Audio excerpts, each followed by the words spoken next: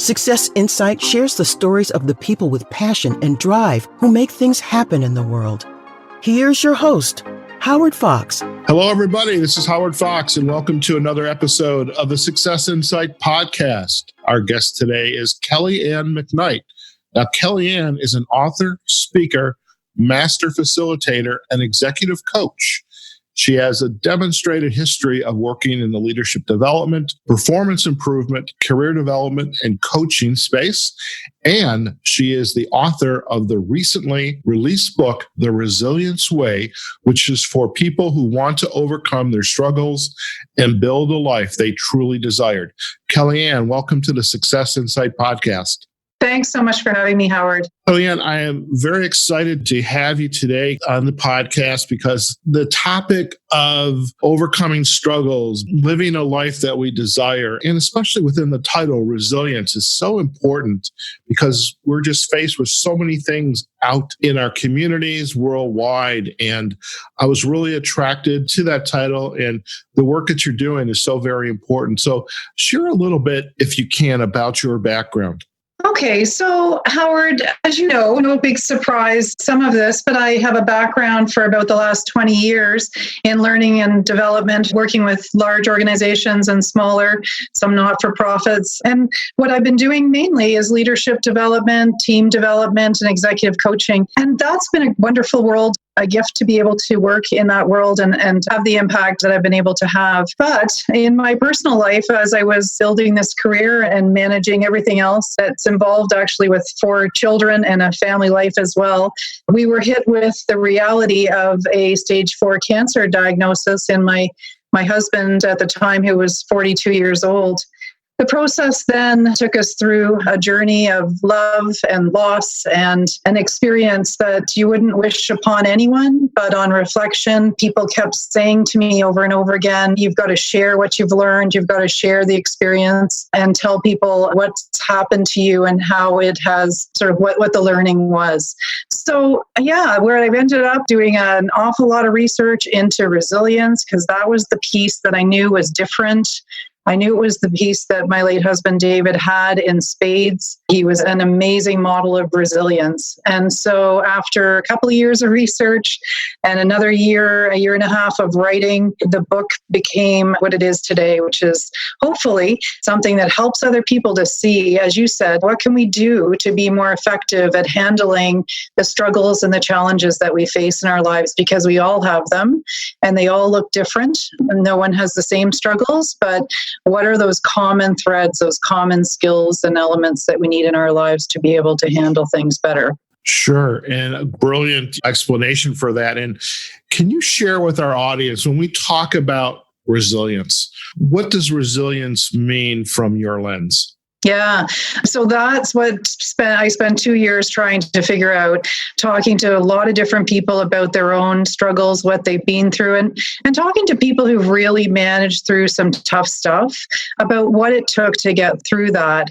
And there are models of resilience out there, and they all felt to me, and then the research supported, that they weren't complete, or many of them were missing pieces. And so in the end, after the research kind of came together, it was clear that there were some common elements. And so now in the Resilience Way, that model includes things like emotional well-being. So understanding your own emotional state, taking care of your mental wellness, and looking at spirituality and how that can support you in your life in whatever way that makes sense to you. We look at supportive relationships, so building relationships that support you either because you're helping people or they're helping you. Personal clarity, which is around understanding yourself and where you're trying to get to in your life. Dynamic thinking, which is about being able to work through the problems that arise, because once we have great ideas about where we want to go, we have to be able to problem solve our way to get there.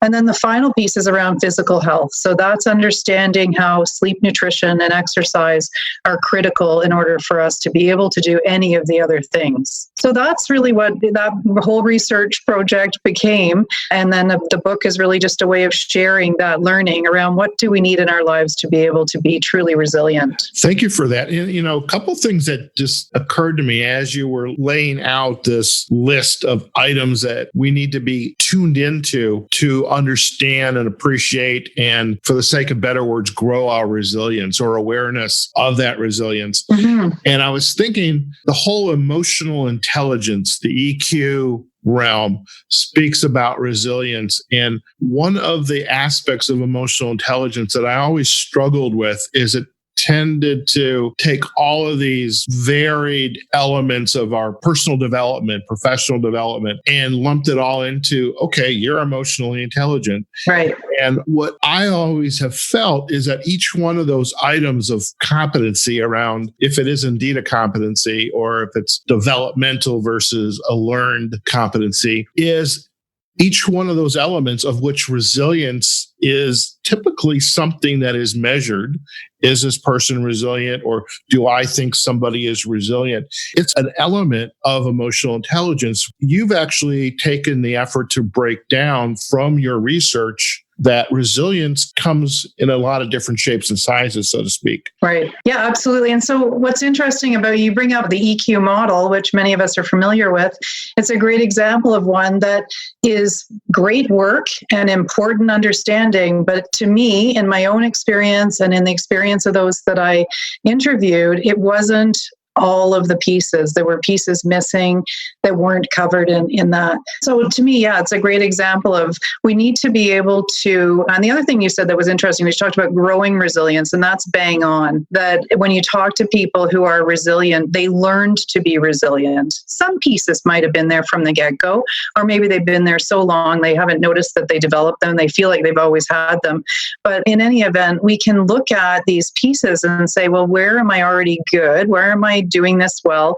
And what are the pieces that are missing? And we can develop our resilience in a very actionable way. So what are you not including in your life today that you need to include?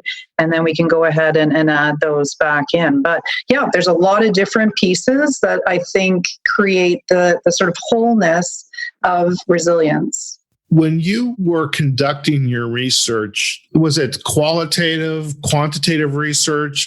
I mean, because I think from that, I think of, okay, master's degree, PhD, dissertation work. How did you find or set out to find individuals that would be open to having a conversation with you about resilience? And what kind of surprised you from some of those conversations? So the research method was basically qualitative from the standpoint that I did interviews and gathered stories.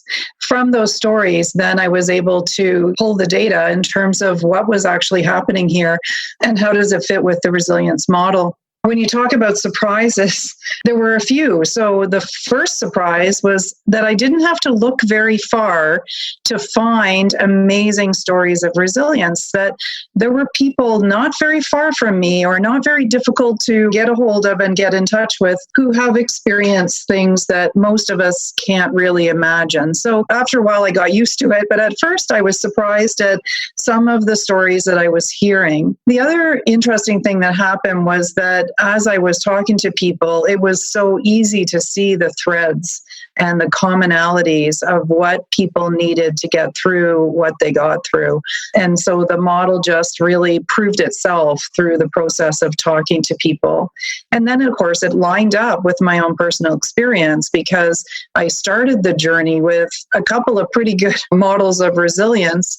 Certainly, my late husband was an amazing model of resilience. He was a truly resilient person. And I would have to say that I think I was learning resilience from him and developing my own resilience through the process. So all of those stories lined up. And then in the end, one of the interesting things that happened was I ended up with two stories that had to be in a book. So I ended up with a story about spirituality that needed a way to be shared with the rest of the world. And I won't share too much. I don't want to give away what's in the book, but another amazing story came from a woman who escaped North Vietnam after the Vietnam War. And her story also, those two became for me an incredible inspiration to make sure that they found a place where people could understand that people go through amazingly difficult journeys. And if they have the right elements in place, they get through them with learning and growth. And it's amazing to watch and hear those stories. Can you share a little more on the elements that are making up the resilience model? Sure. So I think of it as there's really 5 elements. So those are emotional well-being, supportive relationships, personal clarity, dynamic thinking, and physical health. And then each of those breaks down into 3 sub-factors. And so that's the level at which we can look at behavior. And that's the level at which we can start to look at what we're doing well and what we need to do differently in order to build up our resilience. They all have, I think, impact. We all have our strengths and weaknesses. Some of us will be great at helping other people, but not so good at having a clear vision of what we're trying to achieve. Some people are amazing at incorporating exercise and healthy habits into their life, but may not have great understanding of their own self-awareness and emotional well-being. So there's no one way of putting this together, but if we can increase all of these things, then we're going to be better off. And that's the reason there's also a self-assessment that we built in order to help people understand where they are currently, because everyone's got some elements of this. And it helps to understand where you are today and what you might want to think about developing in order to be able to handle the struggles that are coming. Or the other piece of this is we want to be ready for the struggles that we want to take on. And that's a critical piece as far as I'm concerned about the resilience way is this isn't preparing just for those tough times that might come along or that maybe you're in the middle of. It's as much about being ready to take on things that scare you that really are the pieces you really want in your life. So the goals you set for yourself that you wake up in the morning and you think, I can't do that. I'll never get there. Well, this is about preparing you to be able to do just that. So now that the book is out and I was on the Amazon site, you're already getting some 5-star reviews. In fact, one famous individual who you and I both know, and perhaps I'll let you share it. I'm not going to be the one that shares it. I'm curious. Now the book is out, the webpage, which you'll share in just a minute. How are you envisioning putting this work into practice locally, the community, wherever it resonates for Kelly Ann McKnight to go and share this message? What are you doing for that? Oh, great question. So the next steps are really not about selling books, to be honest. I want this material and this content to help people. And so it seems to me that one of the key ways that I will be able to do that is to share it through speaking engagements, which are coming my way, and I'm very grateful for those. And also I will be we're in the process of developing a learning content that will support this.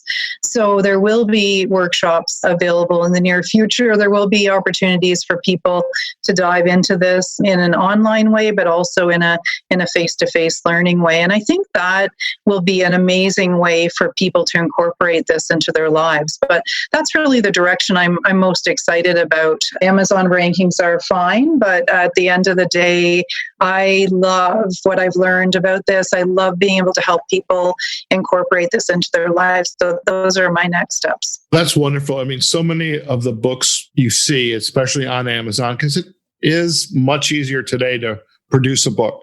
It's easier in the sense I can produce a book to actually get the work done. That's a whole other story, another conversation. Right. What is unique about your book, it's intended to be consumed and put into practice versus my book was an expensive business card. Right. All right.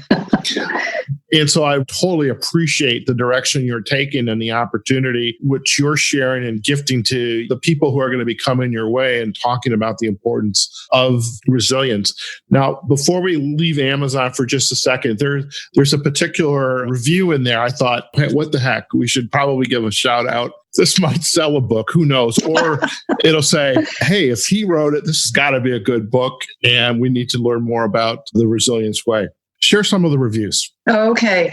Well, and I don't have them memorized certainly, but there have been some wonderful reviews on Amazon. I think the very first one that came in was the 5-star review from Barry Posner, co-author of the Leadership Challenge. And there have been a number of really amazing pieces of feedback from folks in that Leadership Challenge community, and the support has been amazing. But Barry's review was great, and definitely I loved, I think in the last few words, he points out a key idea in the book, which is just be kind to yourself. So I think that is really a key idea that I hope people will take from the book is, we're going to work on all of these bits and pieces and try and get better. But at the same time, we're going to recognize that this is not easy stuff, and we're going to struggle and sometimes have difficulty. And so, I love that Barry picked up on the idea that we're going to read it, use what we can, try it, make mistakes, and then be kind to ourselves. And I love this idea of being kind to yourself, because even the 5 elements of your model, there is how I put it into practice and what I do. And that includes what I do for myself is along the way, that well-being, the relationships. Absolutely. And it's just a wonderful piece. In the last few moments of the podcast today, if our listeners would like to learn more about you and your work, what's the best way to do that? So I think it would be to jump onto the website. So it's at www.theresilienceway.com. And from there, you can link to the self-assessments. You can get a quick idea of what's in the model and how you're doing in terms of your strengths and opportunities for development. And you'll also get a sense of what the model is there. It's laid out for people to kind of start to think about. And you can also link to the book in the Amazon from there if that's of interest. So there's also, I hope, a useful blog. I'm trying to share and connect the model to real life and to the day-to-day things I'm noticing and running into. And so the blog is there as well as a learning opportunity. It's very interesting. A number of our guests on the Success Insight podcast have been cancer survivors. And one, Amor Tuseski, wrote a book, a very big book, about the cancer survivors. And every chapter was highlighted a specific individual. And then the rest of the book was kind of like a DIY. If you have this issue, this is what each of these 18, 19 people, this is how they handled it. And so it was kind of like a DIY for anybody navigating cancer. An individual there was a young girl, amazing, 10 years old, wrote a book to celebrate her mom who had passed away from breast cancer. And thinking about the Resilience Way and the model that you've put out is, some of us have resilience and perhaps it's just nature. Okay. It didn't have to get developed. It was just there. But then some type of event just all of a sudden it presents itself and we never know the direction it's going to take. And so this book you have is a gift, and truly for anybody that's having any type of struggle, this is a wonderful place to begin your Resilience Way journey. So totally appreciate you taking the time out of your day to share that with us. Oh, thanks for the opportunity, Howard. I'm more than happy to share it with anyone. And that was the goal when I wrote it, was to put it out there so that it can help people to become more resilient. Fantastic. Thank you again for being on the podcast. Thank you. All right, folks, we've just been chatting with Kelly Ann McKnight. She's an author, speaker, master facilitator, and executive coach. And she is the author of The Resilience Way, which is a book for people who want to overcome their struggles and build a life they truly desired. This wonderful book. It's available out on Amazon, and I'm sure you can get it in other stores as well, but do check it out. And for someone in the coaching profession, this does totally resonate. So I would encourage you, if you are also in leadership, development, education, health care, do check this book out. Hope you enjoyed today's podcast and a conversation with Kelly. And until we chat again on the Success Insight podcast, wherever you are, whatever you're doing, go out there and have a phenomenal day. We'll see you next time. Thank you. Success Insight is a production of Fox Coaching and First Story Strategies. Find us online, successinsightpodcast.com.